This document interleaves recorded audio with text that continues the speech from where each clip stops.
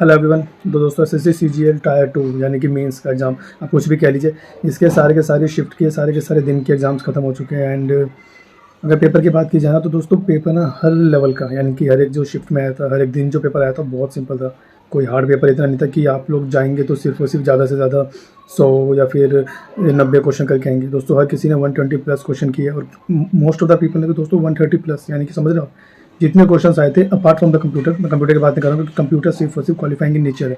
Apart from the computer जितने भी questions थे सब लोगों ने सारे के सारे अटैम्प्ट किए। क्यों? क्योंकि पेपर का लेवल बहुत सिंपल था। अब सिंपल क्यों था? सिंपल होने का दोस्तों मेन रीज़न ये है ना कि इसी फॉर्मेट में, जिस फॉर्मेट में इस बार एसएससी पेपर करवा रहे हैं ना सीजीएल के, यानी कि एक ही शिफ्ट में चारों पेपर होना और जीएस इंट्रोड्यूस होना, कंप्यूटर होना और फिर टाइपिंग उसी दिन होना, ये पहली बार हुआ है। तो दोस्तों एसएससी को खुद को नहीं पता था कि पेपर कैसा होने वाला है, पैटर्न कैसा होने वाला है, और बच्चों को खुद को नहीं पता था। तो जिस हिसाब से उनको लगा कि पेपर बनाना चाहिए या फिर पेपर सिंपल रखना चाहिए, कीप इट सिंपल, ताकि बच्चे ज़्यादा से ज़्यादा अटैम्प्ट कर सके, वही हुआ। प्री का पेपर भी आसान था, मेंस का पेपर भी बहुत आसान आया। लेकिन ये जो कंप्यूटर है ना दोस्तों, जो कंप्यूटर इस बार इंट्रोड्यूस हुआ है, जो क्वालिफाइंग इन नेचर है, ये बहुत प्रॉब्लम करने वाले लोगों को, बहुत ज़्यादा प्रॉब्लम। क्योंकि कोई भी क्वेश्चन ना कंप्यूटर का डायरेक्ट नहीं था। ऐसा क्वेश्चन नहीं था कि आपने देखा और आपने आंसर लगा दिया, या फिर कोई आपका एक्सेल से आया हो या एमएस से आया हो। नहीं दोस्तों, थोड़े तो कॉन्सेप्चुअल थे, दिमाग लगाना पड़ रहा था उन सब में। और अब कंप्यूटर के बाद दोस्तों टाइपिंग की बात। टाइपिंग दोस्तों बहुत ज़्यादा सिंपल थी। अगर मैं कहूँ ना कि टाइपिंग मतलब आपको 2000 की स्टॉक्स टाइप करने 15 मिनट में तो आप कर लोगे। लेकिन जो सबसे ज़्यादा प्रॉब्लम थी ना वो थी दोस्तों सेंटर के कीबोर्ड्स की।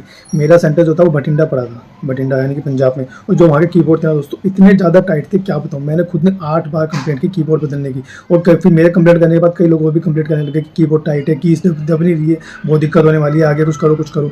तो सेंटर्स बार बार ये बात अनाउंस कर रहा था कि अगर आपकी कोई की नहीं चल रही होगी ना तभी आपका कीबोर्ड बदल जाएगा। अदरवाइज आपको इसी कीबोर्ड पे टाइप करना होगा। बाय आपको कोई से भी कुछ भी कर लीजिए, चाहे आप दंगा फसाद कर लीजिए, कुछ भी लड़ लीजिए, लेकिन आपको इसी कीबोर्ड पे टाइप करना होगा। अब ऐसा उनका कहना था कि 3-4 दिन पहले भी कुछ टाइपिंग का टेस्ट हुआ था और लास्ट मंथ भी कुछ टाइपिंग टेस्ट हुआ था, तो उन लोगों को कोई प्रॉब्लम नहीं है। तो आपकी प्रॉब्लम कर रहे हो। अगर आपकी कोई की नहीं चल रही होगी ना तो सिर्फ वही चेंज की जाएगी, बाकी आपका कोई भी कीबोर्ड चेंज नहीं किया जाएगा।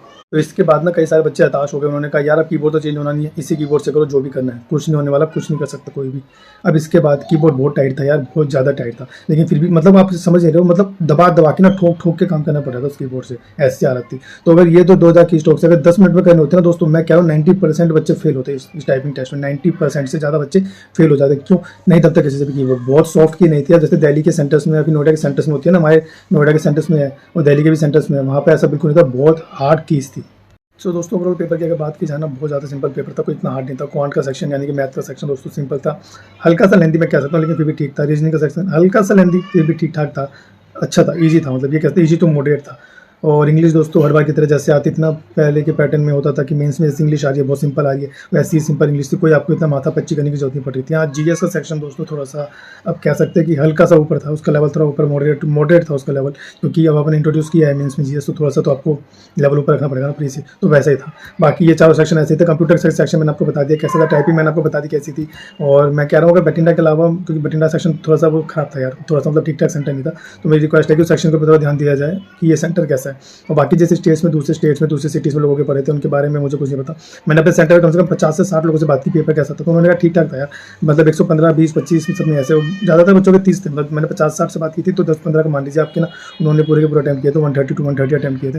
कुछ थे 120 अटैम्प्ट करने वाले और कुछ थे 5-10 थे जिन्होंने 115 अटैम्प्ट किए थे, क्योंकि वो कह रहे हैं रिस्क नहीं लेना। हमारा रिस्क बहुत कैलकुलेटेड है, हमें पेपर क्वालिफाई करना है, इसलिए हम लोगों ने जो हमें पॉसिबिलिटी लग भी रही है ना, हमने वहाँ पे भी चांस नहीं लिया, जिसमें श्योर थे वो किया। तो अच्छी बात है जैसा किसका पेपर था, एंड पेपर सही था। जो मैं बता रहा हूँ कुछ सारे के सारे एनालिसिस सारे के सारे दिन का सारे शिफ्ट करके बता रहा हूँ, पेपर आसान था और क्वालिफाइंग अच्छा था। देखते हैं कि आगे क्या होता है। बाकी अगर वीडियो अच्छी लगी हो तो लाइक करना, शेयर करना, और ऐसी ही और वीडियोस के लिए और एग्जाम्स की रिव्यूज़ के लिए मेरे चैनल को सब्सक्राइब करना। थैंक यू दोस्तों।